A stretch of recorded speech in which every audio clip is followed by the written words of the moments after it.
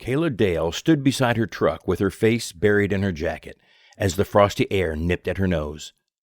Gentle white flakes drifted from the sky, cleansing the area with a white blanket of snow. Every so often, the wind shifted, filling her nostrils with the overpowering aroma of gas as she filled up her truck. Everything from the small neon sign to the trash cans overflowing with garbage repulsed her. All she wanted to do was hurry up and get back on the road. When the nozzle clicked and the flow of gas stopped, she pulled the line back and replaced the hose. A swift flick of her wrist secured the gas cap, and soon she could be on her way. She made her way through the snowy parking lot to the convenience store with long strides. As she walked into the even dirtier store, the heat from the doors knocked her back. In the corner of the store, 3 men sat on bar stools that lined the windows. From what Kayla could gather, they were the truckers who had pulled in to wait out the storm. Kayla shook her head as she searched the aisles for the snacks she would need to continue. "I wouldn't drive through those woods at night, even if it was a clear night," Kayla heard one man say in a raspy, hushed voice. She turned her head, and a smile played at the corner of her lips. A heavy-set man with a long-sleeved shirt and a thick beard was sipping casually from a cup. Kayla couldn't help but watch the steam rising from the top, swirling around the man's nose before vanishing into his beard. Next to him was a short man with dark hair and sober eyes that seemed to be withered from time and experience. Both kept their eyes locked on the road that led up to the mountain. "I heard that highway is haunted," the man continued matter-of-factly. Kayla shook her head and turned back to the snacks hanging from the rack. "It seems every year there are at least 30 people that die on that mountain pass," the second man stated. "When the bodies are found, they say they look like they were attacked by wild animals.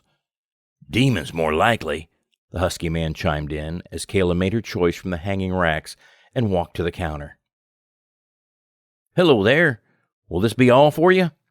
The lanky, thin man behind the counter looked up from his paper as Kayla dropped her items down and reached for the wallet in her back pocket. "Yep." Kayla turned her head toward the 2 men by the window. "Plus gas. Pump 1, please." "Sure thing," the store clerk said as he rang her purchases up. Then he glanced at her with a strange look in his eyes. Kayla turned her attention back to the lanky man and waited for her total. "You're going to be traveling in this, miss?"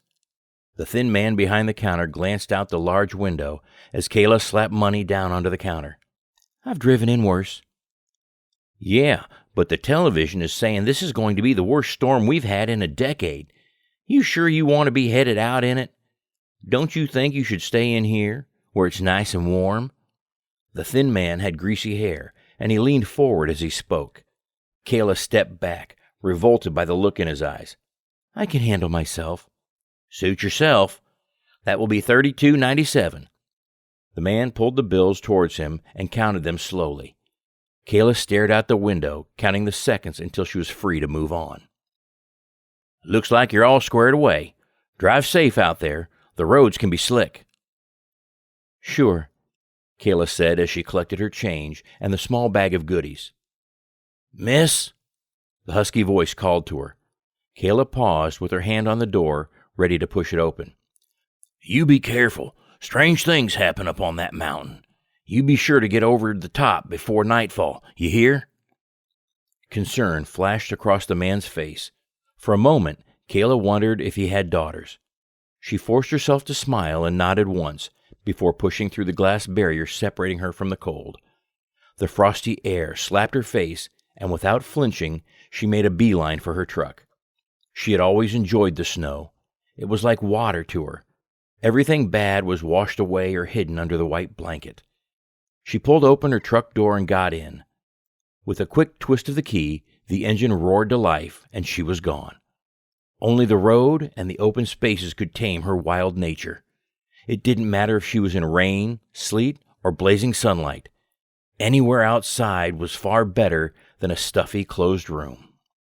Kayla flicked the radio on before turning up the heater. The rumble of the speakers drowned out everything else. All that was before her was the open road, and she had no place in particular to go. With a smile etched across her face,